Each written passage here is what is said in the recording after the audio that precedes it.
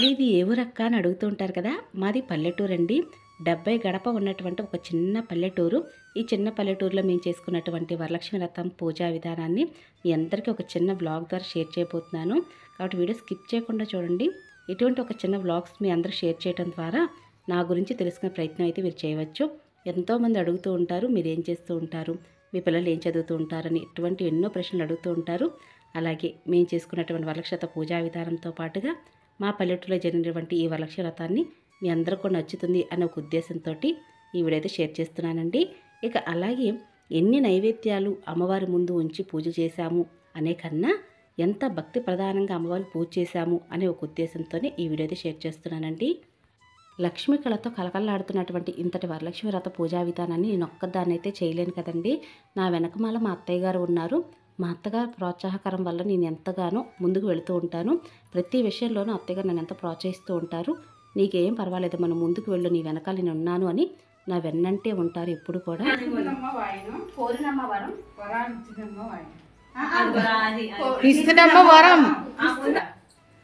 అందరికీ నమస్కారం అండి. అందరికీ నమస్కారం. కుటుంబ సభ్యులందరికీ వరలక్ష్మి వ్రతం శుభాకాంక్షలు. మీ అందరూ కూడా ఆయుర ఆరోగ్యాలతో అష్టైశ్వర్యాలతో తొలతోగాలని, అమ్మవారి యొక్క అనుగ్రహం మీ అందరూ కూడా కలగాలని నేను కూడా మనస్ఫూర్తిగా కోరుకుంటున్నానండి. అలాగే మా ఇంటి వరలక్ష్మి వ్రతం మేము ఎలా పూజ చేసుకున్న విషయాన్ని ఒక చిన్న వ్లాగ్ ద్వారా మీ అందరూ షేర్ చేయబోతున్నాను. మీ అందరూ కూడా వీడియో స్కిప్ చేయకుండా చివరి వరకు చూడండి. అలాగే మీరు చేసుకున్న పూజా విధానం, అలాగే మా చిన్న పల్లెటూరులో చేసుకున్నటువంటి పూజా విధానం మీ అందరూ కూడా నచ్చుతుందని కోరుకుంటూ, ఇంకా పెరట్లో పూసినట్టు మందార పువ్వులండి. ఇవన్నీ కూడా ముందు రోజు మొగ్గలవి కోసుకొచ్చేసి ఒక పక్కనది పెట్టుకున్నాను. ఉదయానికి చక్కగా విచ్చుకున్నాయన్నమాట. వీటితో పాటుగా మామిడాకులు, తమలపాకులు ఇవన్నీ కూడా పెరట్లో పూచినవేనండి. కాబట్టి అప్పటికప్పుడు కోస్తూ ఉంటాము. ఇక ఉదయమే అయింది. ఇప్పుడు 6 గంటల సమయం, 6:30 సమయం అవుతుందండి. మేము ఉదయమే లేచాము. అత్తయ్య గారు నేను ఇక వరలక్ష్మి పూజ కోసం అన్నీ సిద్ధం చేసుకున్నాము. ముందు రోజే చాలా ఏర్పాట్లు చేసుకోవటం వల్ల పూజనైతే ప్రశాంతంగా చేసుకోగలిగాము. అందులో భాగంగా నేనైతే ఇల్లంతా కూడా ముందుగా 2 రోజుల ముందుగానే ఇల్లవి కడిగినప్పటికీ కూడా ఇక ఆ రోజే కాకుండా ముందు రోజు రాత్రి వంట కార్యక్రమం అంతా అయిపోయిన తర్వాత ఒకసారి అయితే శుద్ధి చేసుకుంటామని. అంటే ఈ శుద్ధి ఎందుకు చేసుకుంటున్నాను అంటే, ఇప్పుడు అమ్మవారికి నైవేద్యాల కోసం ప్రిపేర్ చేస్తున్నాను అనమాట. అంటే చింతపండు పులుసు ఉడకపెట్టడం, అలాగే పప్పు పూర్ణాల కోసం పప్పు అది ముందుగానే ప్రిపేర్ చేస్తారండి, సోయా. అందుకు గాను ఇలా అయితే నేను ముందు రోజు సాయంత్రం వేళ ఇవంతా కూడా శుద్ధి చేశాను. మా అత్తయ్య గారు చింతపండు పులుసు ఉడకపెట్టేటప్పుడు, అంటే పులిహోర కోసం ఈ చింతపండు ఉడకపెడుతున్నారు కదండి, ఒక చిన్న టిప్ అయితే చెప్తారు. కాబట్టి వీడియో స్కిప్ చేయకుండా చూడండి. ఇంకా పప్పు పూర్ణాల కోసం అని చెప్పి పచ్చిశనగపప్పు నానబెట్టారు. అరగంట సేపు నానబెడితే సరిపోతుందండి. ఇక అందులో కొద్దిగా నీళ్లు పోసి స్టవ్ ఆన్ చేస్తున్నారు, కుక్కర్ ఆన్ చేస్తున్నారు. ఇక ఇంతలో చింతపండు పులిహోర కోసం అని చెప్పి అత్తయ్య గారు అయితే చింతపండు నానబెట్టి గుజ్జది తీశారండి. ఇప్పుడు స్టవ్ ఆన్ చేశారు కదా.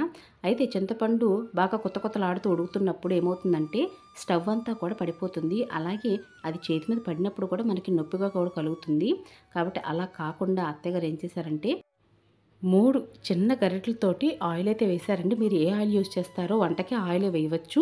ఇంకా పచ్చిమిరపకాయలండి, ఇందులో 6-7 పచ్చిమిరపకాయలు అయితే వేశారు. అటు గంటలు పెట్టాలి.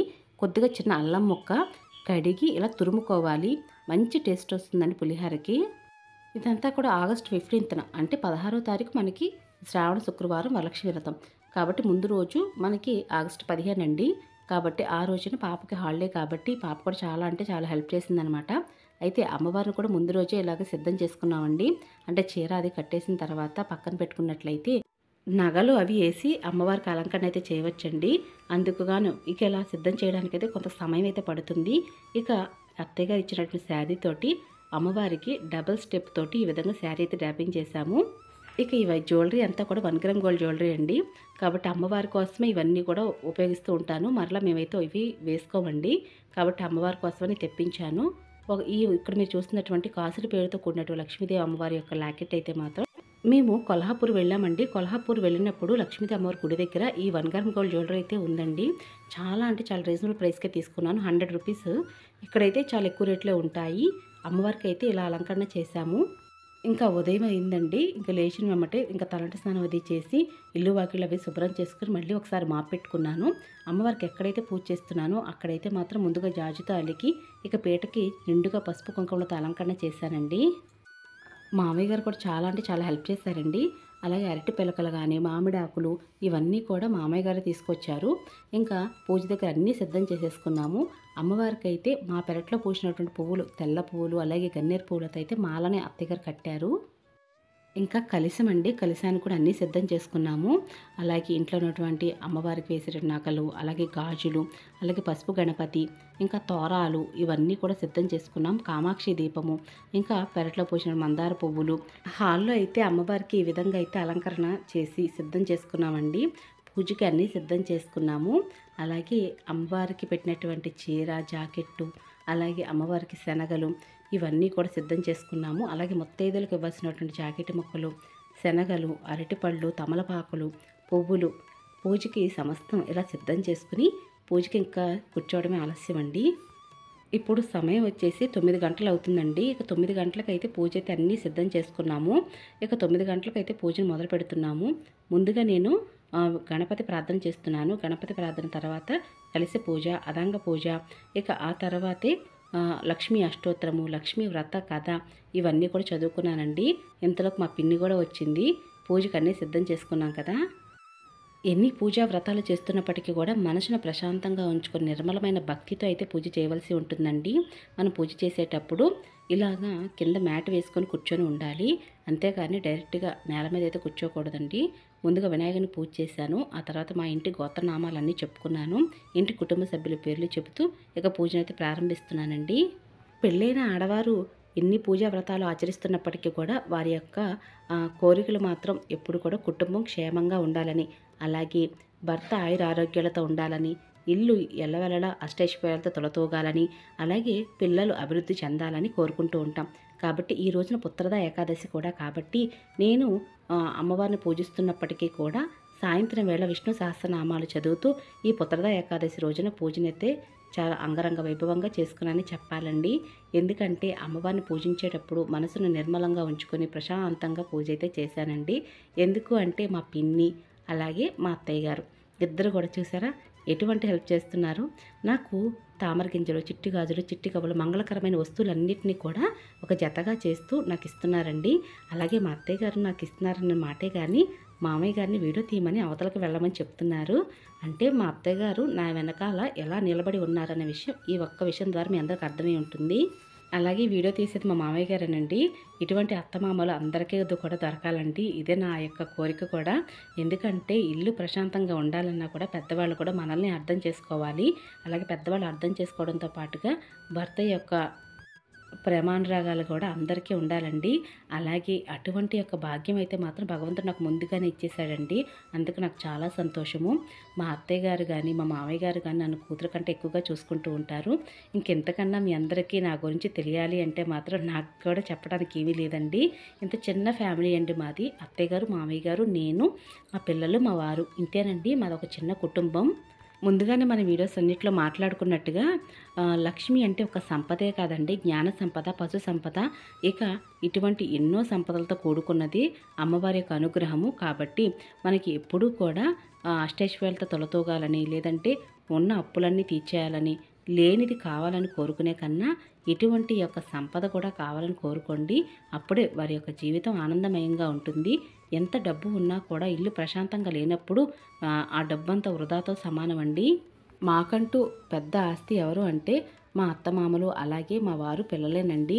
వీరందరూ కూడా ఆయురారోగ్యాలతో ఉంటేనే ఇల్లు ప్రశాంతంగా ఉంటుంది. అలాగే మీ అందరం కూడా కలకల్లాడుతూ నవ్వుతూ ఉంటే మా మామయ్య గారు ఎప్పుడు సంతోషంగా ఉంటారండి. అటువంటి సంతోషం మా మామయ్య గారికి ఎప్పుడు కూడా మేము కలగజేయాలని, మా వల్ల ఆయన ఇబ్బంది పడకూడదని ఎప్పుడు కోరుకుంటానండి నేను. ఏంటి అత్తమామల భజన అనుకుంటున్నారా? అలాంటిది ఏమీ లేదండి. ఎందుకంటే సమయం వచ్చినప్పుడు మీతో మాట్లాడగలుగుతాను. ఇటువంటి ఒక వ్లాగ్స్ ద్వారా మీ అందరికి షేర్ చేయగలుగుతాను. ఎందుకంటే వారి గురించి చెప్పడానికి కూడా ఒక ప్లాట్ఫామ్ అయితే నాకు యూట్యూబ్ ఇచ్చిందండి. ఎందుకంటే చెప్పవలసిన సమయం వచ్చింది కాబట్టి ఈరోజు చెప్తున్నాను. అయితే మన సబ్స్క్రైబర్స్లో చాలామంది కూడా మా అత్తయ్య గారు తెలుసండి. అంటే ఉషారావు గారు, అలాగే రాజేశ్వరి, వీరందరూ కూడా ఎప్పుడు అత్తయ్య గారి గురించి అడుగుతూ ఉంటారు. మా అత్తయ్య గారిని పొగుడుతూ ఉంటారండి. మా అత్తయ్య గారు కూడా చాలా సంతోషపడిపోతూ ఉంటారు. లక్ష్మీ అష్టోత్తరం చదివి ఇక అలాగే తోరగంధ పూజ కూడా చేశానండి. ఇక ఆ తర్వాత అయితే 2 అక్షింతలు అలాగే పువ్వు తీసుకుని అంతరం కూడా వ్రత కథ కూడా చదివాను. అందరూ చక్కగా శ్రద్ధగా విన్నారు. వరలక్ష్మి వ్రత పూజా విధానంలో ఇక పూజ అయితే పూర్తయిందండి. సాయంత్రం లలిత సహస్రనామం, విష్ణు సహస్రనామం చదువుకుందాం అనుకున్నాను. ఎందుకంటే ఇంక అప్పటికి 11 సమయం అయితే అయిందండి. అత్తయ్య గారు ఈ వంటలన్నీ చేశారండి. నేను ఒక్క స్పూన్ కూడా చేత్తో పట్టుకోలేదు. అత్తయ్య గారు ఇవన్నీ కూడా చేశారు. చింతపండు పులిహోర చేశారు. అలాగే పూర్ణం బూరెలు, కేసర పూర్ణాలు, అలాగే గారెలు, బెల్లం గారెలు, రవ్వ కేసరి, చలిమిడి వడపప్పు పానకం, అలాగే ఆవు పాలతో చేసినటువంటి పరమన్నం, తాలింపు శనగలు, ఇంకా ఆ అమ్మవారికి ఇష్టమైనటువంటి తాపేశ్వరం నుంచి కాజాలు కూడా తెప్పించామండి. అవి కూడా పెట్టాము. ఇంకా అమ్మవారికి అయితే మంగళహారతులు ఇస్తున్నాము. ముందుగా పంచహారతి, ఆ తర్వాత పచ్చకర్పూరంతో హారతి అయితే ఇస్తున్నామండి. చాలా అంటే చాలా సంతోషంగా జరిగింది అమ్మవారి పూజా విధానం అయితే. ఇంకా ధూపం కూడా వేసామండి. ఎంత మంచి సువాసన వస్తుందో ఆ గుగ్గిలము, అలాగే పారిజాతం పౌడర్ కలిపి అమ్మవారికి అయితే ఈ రోజున ధూపం వేసాము. అలాగే మీరందరూ కూడా పూజా వ్రతాన్ని చాలా చక్కగా అందంగా చేసుకున్నారని కోరుకుంటున్నాను. కాబట్టి మీరేమైనా సరే పూజా పిక్స్ తీసినట్లయితే నా ఇన్స్టాగ్రామ్ ఐడికి షేర్ చేయండి. మళ్ళీ నేను యూట్యూబ్లో షేర్ చేస్తాను. ఎప్పుడైనా మీరు చూసుకున్నప్పుడు సంతోషంగా ఉంటుంది కదా. నెక్స్ట్ వీడియోలో అయితే మీ పూజా పిక్స్ అని షేర్ చేస్తానండి. కాబట్టి ఇవాళ రేపట్లోనూ మీరు పూజా పిక్స్ అయితే నాకు షేర్ చేయండి. నా ఇన్స్టా ఐడి కూడా పల్లవి అక్క అనే ఉంటుందండి. కాబట్టి మీరు ఇన్స్టాలో షేర్ చేయొచ్చు.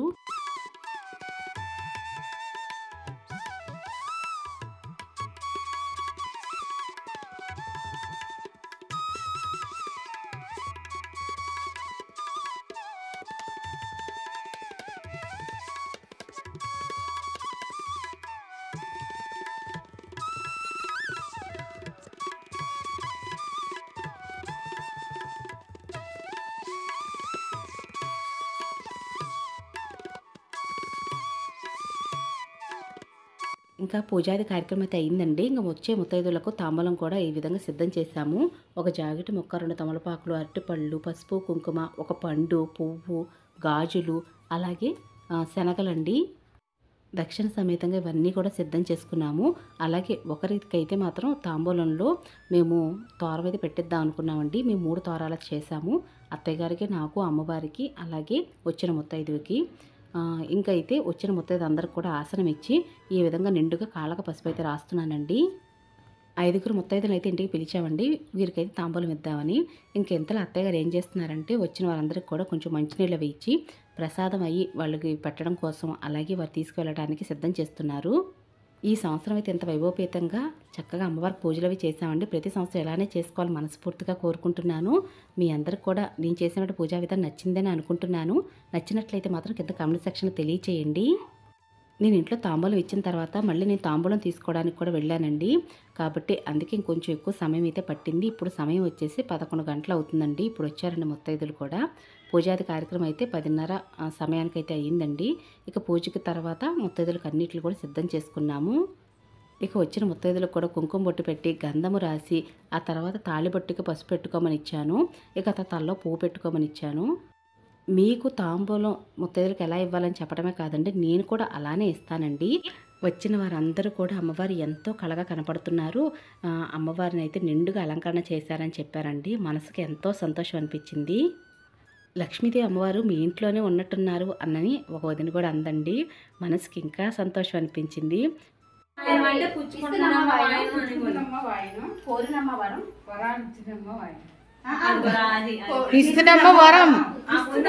ఇచ్చిన ప్రతి ముత్తైదు దగ్గర కూడా ఈ విధంగానే చెప్పి ఇచ్చానండి. ఇలా ఇస్తేనే మంచిదన్నమాట. ఇస్తేనమ్మ వాయినం, పుచ్చుకుంటేనమ్మ వాయినం, కోరినమ్మ వరం, ఇస్తేనమ్మ వరం అని చెప్పుకోవాలండి. ఈ విధంగా చెప్పుకుని అయితే తాంబూలం ఇవ్వవలసి ఉంటుంది. వచ్చిన వారు మహాలక్ష్మి దేవులు కదండి. వారందరికీ కూడా ఈ విధంగా తాంబూలం అది ఇచ్చిన తర్వాత నీళ్లు పోసి ధూపం చూపించి అమ్మవారిలాగా చక్కగా మనం భావించి పూజ అయితే చేయాలండి. ఈ విధంగానే తాంబూలం ఇవ్వాలి. అలాగే మీ ఊరి ప్రాంతం దగ్గర ఏ విధంగా తాంబూలం ఇస్తారనే విషయాన్ని కూడా కింద కామెంట్ సెక్షన్లో తెలియచేయండి. ఎందుకంటే మనమే కాకుండా 10 మందికి ఈ విషయాన్ని తెలియజేసిన వారం అవుతాము. అలాగే ఒక ఊరి పద్ధతి ఒకలా ఉంటుంది కాబట్టి వారు కూడా అందరూ తెలుసుకునే ప్రయత్నం చేస్తారు. అలాగే వారి యొక్క అభిప్రాయాన్ని కూడా తెలియచేస్తారు. ఇలా ఇచ్చిన తర్వాత అందరికి అక్షింతలు అవి ఇచ్చానండి. ఇచ్చిన తర్వాత అమ్మవారి ముందు మోకరిల్లు ఉన్నారు. ఆ తర్వాత అందరూ కూడా అక్షింతలు వేసి చక్కగా ఆశీర్వాదం అయితే ఇచ్చారండి. నిండైన ఆశీర్వాదము. ఇటువంటి ఆశీర్వాదం ప్రతి ఒక్క ముత్తైదుకి కూడా కావాలి. కాబట్టి అటువంటి యొక్క ఆశీర్వాదం అయితే నాకు ఇచ్చారండి. నా మనసు నిండిపోయిందనే చెప్పాలి.